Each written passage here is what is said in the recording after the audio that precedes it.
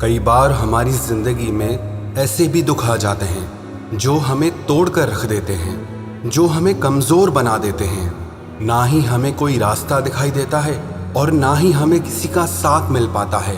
हमें अपनी ज़िंदगी से ही नफरत हो जाती है, अपने आप से ही परेशान हो जाते हैं कि मेरे ही साथ ऐसा क्यों होता है, आखिर मुझे ही इतनी परेशानियां और तकलीफ़ें क्यों मिलती हैं। हम ऐसी समस्याओं में फंस जाते हैं, लगता है इसका तो कोई रास्ता ही नहीं निकलने वाला।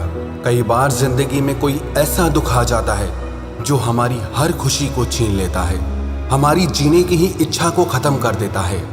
आपको एक सच बात बताऊं, जब भी हमारी ज़िंदगी में कोई परेशानी आती है, कोई दुख आता है, तो हमारा सारा ध्यान उस एक परेशानी पे लग जाता है, उस एक दुख पे लग जाता है, और जो कुछ भी हमारी ज़िंदगी में अच्छा है, जो हमें मिला है, वो हमें दिखाई ही नहीं देता है।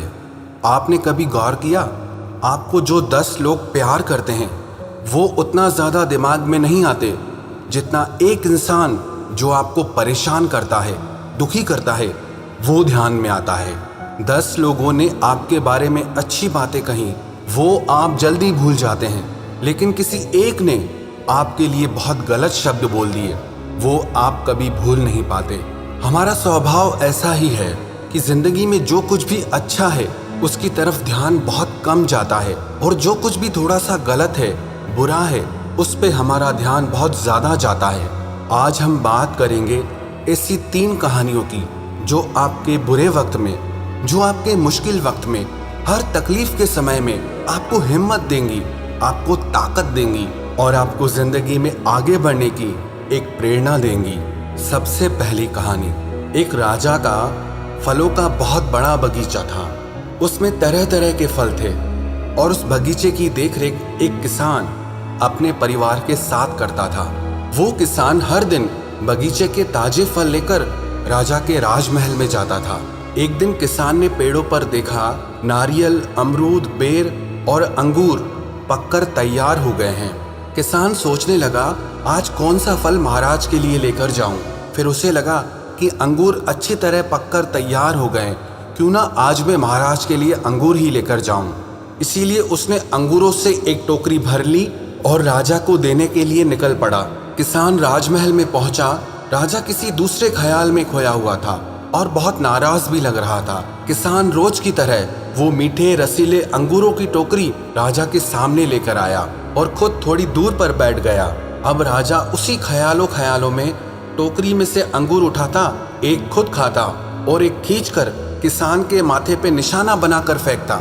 राजा का अंगूर जब भी किसान के माथे पर लगता तो वो कहता कि बहुत ही अच्छा हुआ, परमात्मा बहुत दयालु है। राजा फिर जोर से अंगूर फेंकता, किसान फिर वही कहता कि बहुत अच्छा हुआ, परमात्मा बहुत दयालु है। थोड़ी देर बाद राजा को एहसास हुआ कि वो क्या कर रहा है और किसान का प्रत्युत्तर क्या आ रहा है। वो संभल कर बैठा। उसने किसान से पूछा, मैं तुझे बार बार अंगूर मार रहा हूँ और ये अंगूर तुझे लग भी रहे हैं, फिर भी तू बार बार ये कह रहा है कि बहुत अच्छा हुआ, परमात्मा बहुत दयालु है। किसान ने हाथ जोड़कर बोला, महाराज, आज बाग में नारियल, बेर और अमरूद भी तैयार थे, पर पता नहीं क्यों मुझे ये लगा कि मैं आपके लिए अंगूर लेकर चलूं। लाने को तो मैं नारियल, अमरूद और बेर भी ला सकता था, पर मैं अंगूर लेकर आया। यदि अंगूर की जगह नारियल, बेर या बड़े बड़े अमरूद रखे होते तो आज मेरा क्या हाल होता। इसीलिए मैं बार बार यही कह रहा हूँ कि बहुत अच्छा हुआ, परमात्मा बहुत दयालु है। ये कहानी हमारी ज़िंदगी से ही जुड़ी है। कई बार हमारी ज़िंदगी में छोटी छोटी मुसीबतें आकर हमें बहुत बड़ी मुसीबतों से बचा लेती हैं, लेकिन हम उस बात को समझ नहीं पाते हैं। हम सोचते हैं कि मेरे साथ ही ऐसा क्यों हुआ, मेरा क्या कसूर है। लेकिन अगर हम अपने हर दुख को, हर तकलीफ को गहराई से देखेंगे तो हमें ये लगेगा कि हम कई बार कितनी बड़ी मुसीबतों से बच जाते हैं। कई बार जो चीज़ हमें दुख लगती है, तकलीफ लगती है, भविष्य में जाकर पता चलता है कि अगर वो चीज़ हमारे साथ ना होती तो आज हमारी ज़िंदगी इतनी अच्छी नहीं होती। दुख भले ही हमें अच्छे ना लगते हों, लेकिन कई बार ये दुख हमारे लिए बहुत अच्छा कर जाते हैं। ये ज़रूरी नहीं कि हर अच्छी चीज़ हमारे लिए सही हो, और ये भी ज़रूरी नहीं कि जो चीज़ हमें दुख दे रही है तकलीफ दे रही है वो हमारे लिए गलत हो। तो जब भी आपकी जिंदगी में कोई परेशानी या तकलीफ आए तो आप एक बार ये जरूर सोचना कि ये दुख और परेशानी आपको किसी बड़ी मुसीबत से बचाने के लिए आए हैं। और दूसरी कहानी, एक बार एक आदमी रास्ते से कहीं जा रहा था। रास्ते में उसने एक बहुत बड़ा हाथी देखा जो बहुत ही विशालकाय था, लेकिन इतना ताकतवर होने के बाद भी वो एक कमजोर सी रस्सी से बंधा हुआ था। वो आदमी ये देखकर अचानक से वहां रुक गया।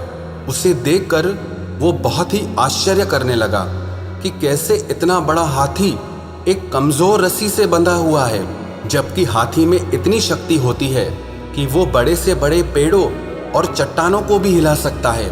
वो चाहे तो जंजीरों को भी तोड़ सकता है और आजाद हो सकता है, लेकिन वो इन रस्सियों से बंधा हुआ है, जबकि वहां कोई जंजीर, कोई पिंजरा था ही नहीं। ऐसा क्या कारण है जिसकी वजह से इतना ताकतवर हाथी एक कमजोर सी रस्सी से बंधा है? फिर वो व्यक्ति उस हाथी के महावत के पास आया और उससे पूछने लगा कि इतना ताकतवर हाथी जो इस छोटी सी रस्सी को एक सेकंड में तोड़ सकता है, ऐसा क्या कारण है जो ये हाथी इस रस्सी से बंधा हुआ है?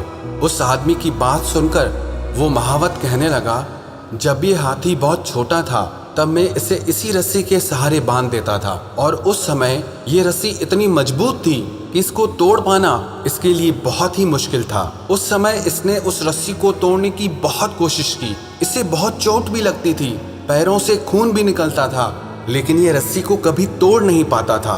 और काफी बार प्रयास करने के बाद भी जब ये असफल हो गया तो इसने हार मान ली और रस्सी को तोड़ना इसे असंभव लगता है। धीरे धीरे जब ये बड़ा हुआ, इसे अभी भी यही लगता है कि ये रस्सी इससे नहीं टूट सकती, और उसकी वजह से ये इसे तोड़ने की कोशिश भी नहीं करता है। हालांकि ये चाहे तो किसी भी समय रस्सी को तोड़कर अपने आप को बंधनों से मुक्त कर सकता है, लेकिन अपने बचपन की हार को ये जीवन की हार मानकर बैठ गया है और अब कोई कोशिश ही नहीं करता है, और उसकी वजह से ये एक कमजोर सी रस्सी से भी हार गया है। ये कहानी भी हमारी ही जिंदगी की है। हमारी जिंदगी में जब कोई दुख आता है, कोई परेशानी आती है, कोई तकलीफ आती है, हम उससे इतना ज्यादा हार जाते हैं, इतना ज्यादा डर जाते हैं कि दोबारा उससे करने की कोशिश ही नहीं करते। वास्तविकता में हमारे दुख भी इतने शक्तिशाली नहीं हैं, इतने बड़े नहीं हैं, लेकिन जो हमने दुखों से हार मान ली है, खुद को उन दुखों के आगे कमजोर बना दिया है, उसकी वजह से वो दुख हम पर हावी हो जाते हैं, हमें बहुत बड़े लगने लगते हैं। तो जिंदगी में जब भी दुख आए ना, तो उसके आगे घुटने कभी मत टेकना, उससे हार कभी मत मानना, क्योंकि जो दुखों से हार जाता है ना, वो जिंदगी से ही हार जाता है, और जो दुखों से लड़ता है वही दुखों से जीतता है, और जो दुखों से जीत जाता है ना, वो जिंदगी में सब कुछ जीत जाता है। और तीसरी कहानी, एक बार एक प्रसिद्ध वक्ता किसी शहर में आया हुआ था और सैकड़ों लोग उस वक्ता को सुनने आए थे। उस वक्ता ने अपने सारे दर्शकों के सामने एक $100 का नोट निकाला। उसने उस डॉलर के नोट को हाथ में दिखाते हुए सभी दर्शकों से पूछा, कौन कौन इस नोट को पाना चाहता है? लगभग सभी ने हाँ में जवाब दिया। मैं आप में से एक को ही ये नोट दूंगा। ऐसा कहकर उसने उस नोट को मोड़ दिया, और अब उसने दोबारा पूछा, क्या अब भी कोई इस नोट को पाना चाहता है? तो लगभग सभी ने हाथ खड़े कर दिए। उसने फिर उस नोट को लेकर अपने जूतों से अच्छे से रगड़ दिया और उस नोट को मरोड़ भी दिया। उसने फिर उस नोट को हाथ में उठाया और दोबारा भीड़ से पूछने लगा, क्या अब भी तुम इस नोट को पाना चाहते हो? क्योंकि ये नोट अब गंदा हो चुका है, मरोड़ा जा चुका है, लेकिन अभी भी लगभग सभी ने अपने हाथ ऊपर कर दिए।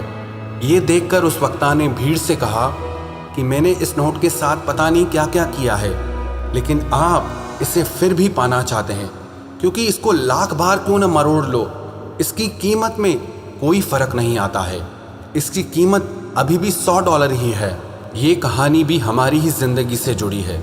हमारी जिंदगी में भी ना ऐसे बहुत सारे मरोड़ आते हैं, बहुत सारी तकलीफें, बहुत सारी उलझनें आती हैं, जो हमारी जिंदगी में ऐसी धूल, मिट्टी और गंदगी पैदा कर देती हैं, और उसकी वजह से हम अपनी कीमत ही गिरा देते हैं। हमें लगता है हमारे अंदर तो कुछ है ही नहीं, कोई ताकत ही नहीं है, कोई हिम्मत ही नहीं है, हम हिम्मत ही हार जाते हैं। लेकिन इससे कोई फर्क नहीं पड़ता कि आपकी जिंदगी में कितनी परेशानियां हैं, कितने दुख हैं। आपकी कीमत वही रहती है। चाहे लाख परेशानियां क्यों ना आ जाए, पर वो परेशानियां आपकी कीमत को कभी कम नहीं कर सकती। जिस दिन आप अपनी कीमत करना जान जाओगे, अपनी कीमत को पहचान जाओगे, उस दिन जिंदगी की कोई भी परेशानी, कोई भी तकलीफ आपके आगे टिक ही नहीं पाएगी।